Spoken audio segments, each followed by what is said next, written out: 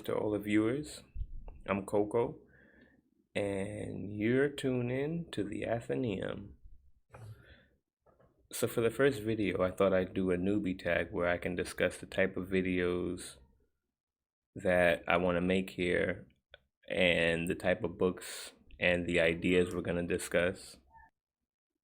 Question 1, why did I start this channel? I started this channel for a few reasons. I think the most important reason is that I want to become a better writer. I have been writing stories and papers for a lot of my life, probably for as long as I've been able to write. And I think the first paper I remember writing was for my mom. She had me write a paper on the Million Man March in the 90s. And the first fiction I wrote was some robot sci-fi that I wrote in junior high school, maybe. Today, I have tons of stories in my head that I would like to flesh out and publish, but my writing is not quite where I think it should be to be trying to write a whole novel. So that's the main reason why I thought I wanted to start writing. There's also other reasons, such as I want to read more. I want to rediscover titles that I loved in the past, and I want to discuss them. You can go, or we can walk around the streets and go talk to people. Hey, I read this book.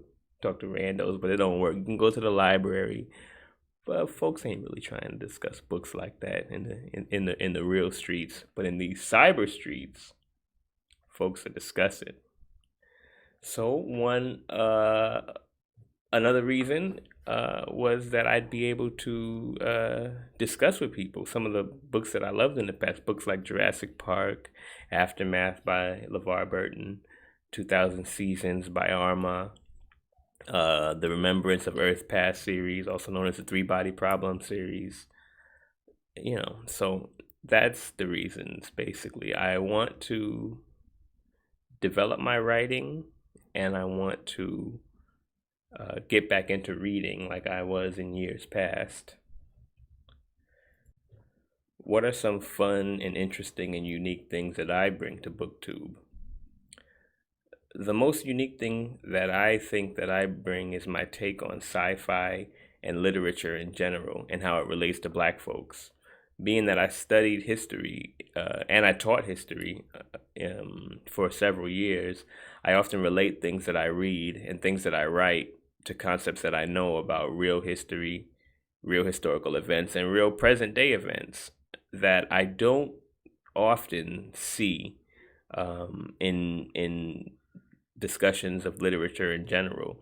You see it when there are some focused discussions, like you might have a discussion on Black people in sci-fi, so then they'll discuss these things. But the general discussion, the general mainstream discussion, I've found it lacking in relation to Black people. So I think that I bring that to Booktube. What am I most excited for about this channel? I'm most excited, I think, about building a community of folks that I can have engaging discussions with, and I can read engaging discussions with about topics that I've mostly kept in my head when it relates to literature. I'm also looking forward to discussing nuances with folks on books that you generally can't do. You can't have a nuanced discussion about a certain work without having somebody to talk with who's also really delved in deep in this work. Unless you've read a book a bunch of times or you were just engrossed in the book for a long time, you're not going to be able to have these kind of discussions. But people online who go search out these videos, they are those people, and I'm looking forward to discussing that. Another thing is, I'm also, as I said earlier, I'm also trying to get some of these stories out. In best case scenario, I think, just to get some of these stories out of my head. In best case scenario, I think, is if I were able to make a community of people, and I could do something like how Andy Weir, when he made The Martian, he wrote his book, and he had folks who was writing it with him basically and tell, "No, this don't work scientifically for this reason, this don't work mathematically for this reason." That'd be the best case scenario for me if I were able to do something like that. um yep. So yeah, community building is probably what I'm most excited for with this channel. Why do I love reading? I don't know if I'd say I love reading, but I definitely like it. I definitely like it. I really enjoy reading. I enjoy, and not just reading per se. I enjoy reading things that I'm interested in. Because if I'm not interested in what it is, I'm not going to continue reading it. Unless it's like for some other kind of reason. Some other reason that I'm reading it outside of enjoyment. I'm not. I'm not trying to read that. Um, but and I enjoy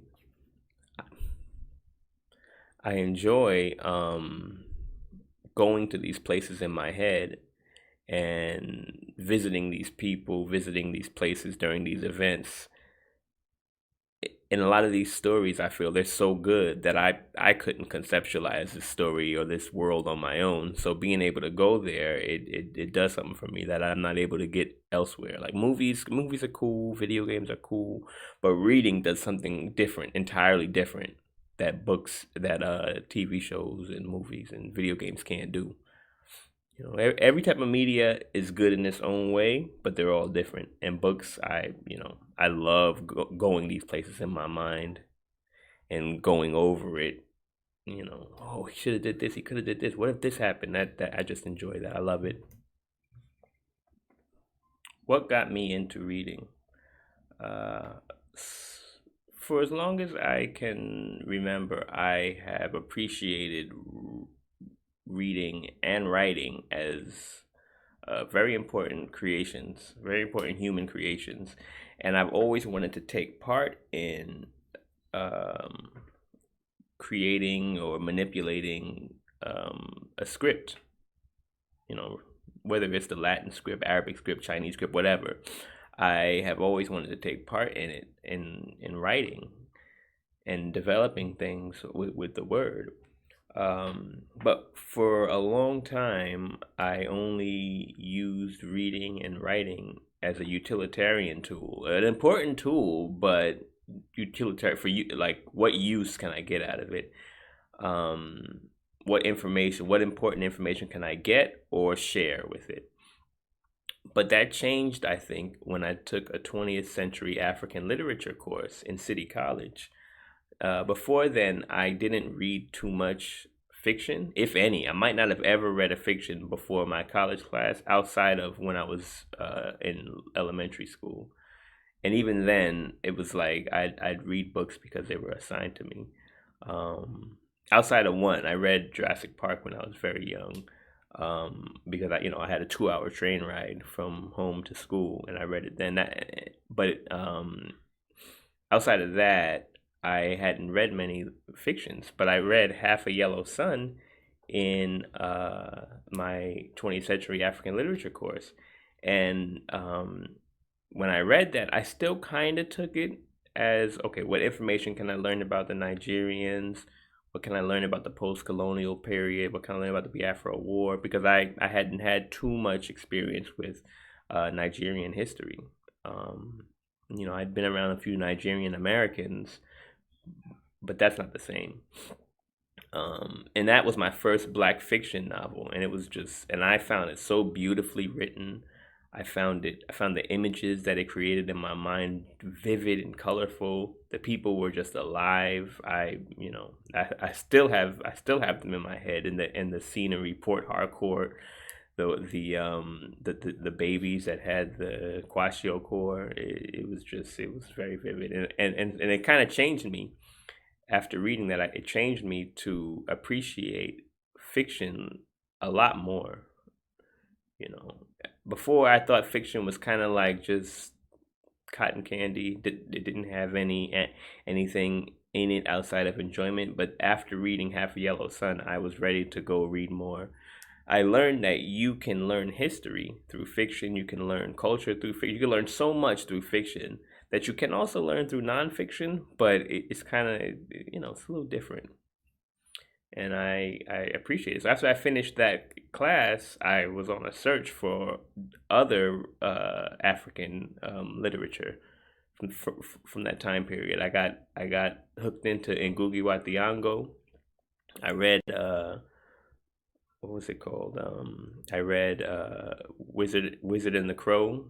That's a big book, and I just breezed through it. I read Petals of Blood, Grain of Wheat. These books did the same for me that Half a Yellow Sun did. And then after that, I was just ready to go. I realized at that point that fiction fiction is very important to me, you know. And after that, every time I read one of those books, it opened a floodgate to a whole bunch more books. Cause oh, you like that? Check this out. Check this out. Check this out. So at that point, I was into literature. I was into fiction. Um, Now, throughout my life, I also have always been into sci-fi. Mostly on the TV and through movies, though. In my early life, I watched Star Trek. I watched all the Star Treks, the old Star Trek, DS9, all of them. I was into it. Andromeda, the first season at least was I was into that. Battlestar Galactica is one of my favorites. I must watch that every 3 or 4 years. I watch it again. Cleopatra 2525 was a early, cheesy but still good. So when I started reading the literature, I said, "Huh, there's a lot of sci-fi out there too that I knew about." Um, and even before I got into the books, I also was into sci-fi video games, Command and Conquer, StarCraft, Warcraft. It's not really sci-fi; it's more like fantasy, but it's got some sci-fi elements in it. So, you know, after I discovered that I am a big fan of fiction, jumping into sci-fi was a no-brainer.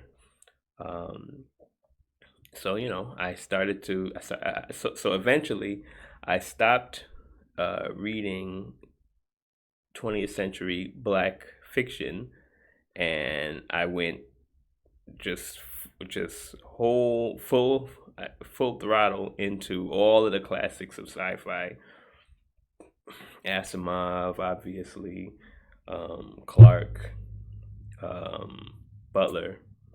She's in the realm of classic sci-fi now.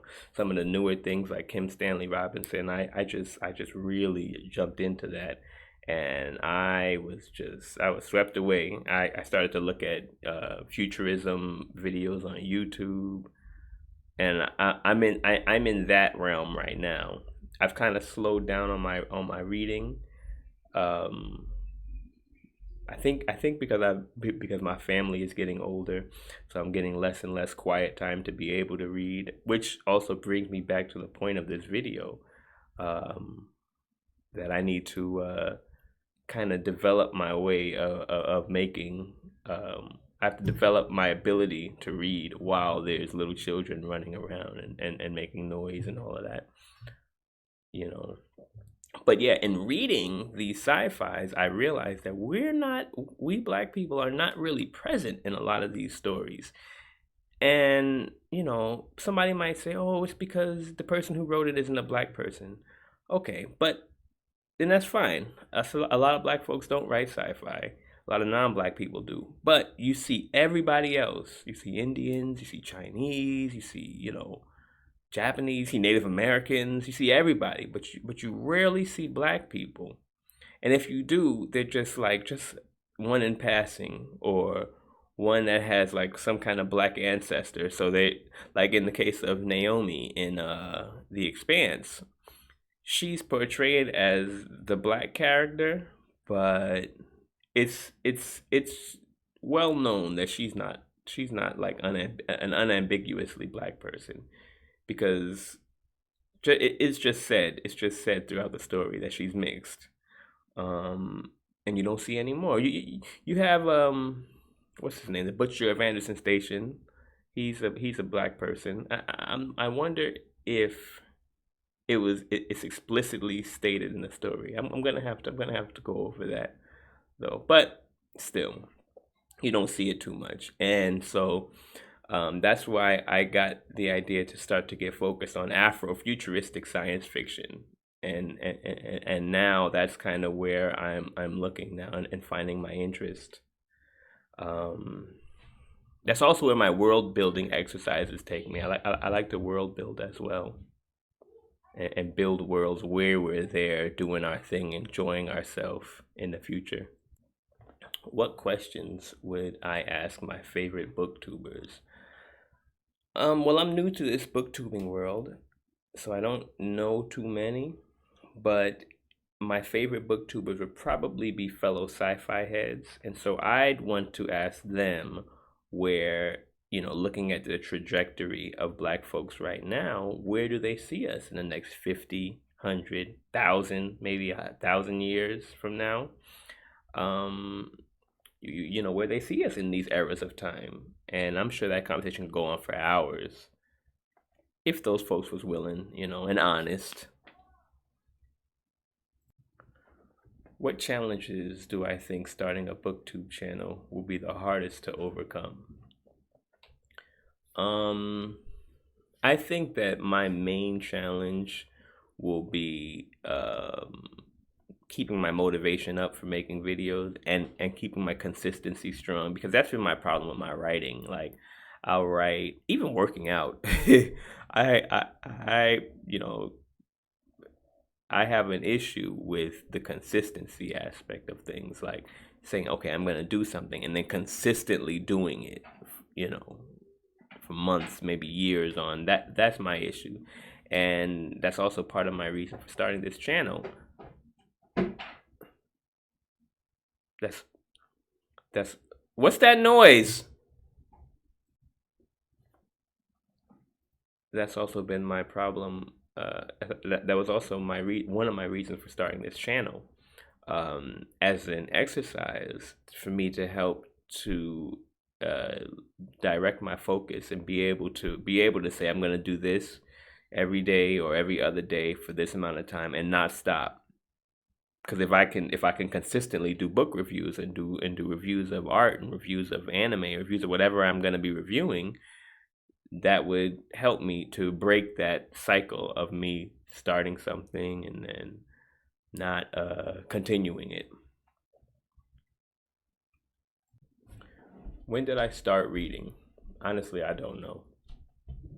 I've had the ability to read as far back as my memories go.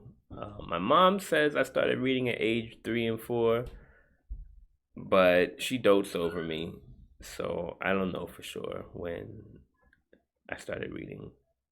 Sometime before age 4, before age, because that's when my memories kind of start, around age 4 or 5, and I was, pretty good at reading at that time. Where do you read? Um, my best place to read, not, my best place so far has been on the subway. I used to be a teacher in Brooklyn while living in the South Bronx in New York City, and I had a good 2 hours every day to go to work and then to come back home. I've never read so many books, and at that time, my focus was nonfiction, black books, nonfiction black books. Um, Not 100% black books. Some were political in nature, that weren't black, but mostly black political books. And I've read so many books at that time. Um, the next the next was through audiobooks. After I left New York City, I continued to be a taxi driver in the city. After I stopped being a teacher, I became a taxi driver, and the commute to get to the city, and the times that I had long trips, I would listen to audiobooks, and I consumed so many or hundreds of audiobooks during that time. Now, basically, when I read, it's maybe early mornings, Early evenings when my children are sleeping, or maybe I'll go in the car, sit and read a little bit. But I kind of still need solitude to be able to read. Like hearing a lot of other things going on breaks my concentration a lot. And that's something I'm gonna work on because I should be able to read with people around me. What kind of books do I read? I mean, I guess that's pretty clear at this point from the video now, right? I read sci-fi. I like realistic books that discuss what people are doing, when they're doing it, how they're doing it, why they're doing it.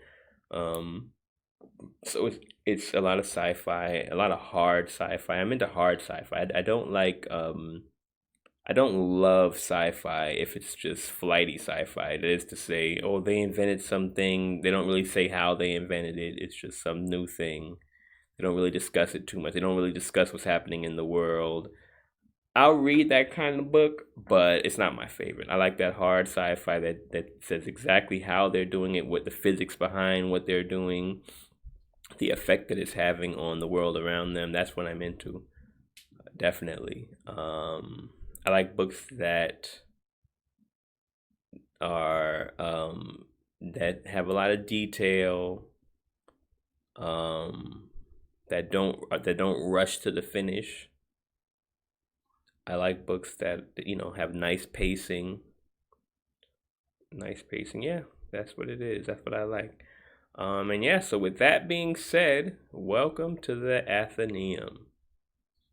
Hope y'all stay a while. Like, comment, subscribe, all that good stuff. And yeah, see you in a little.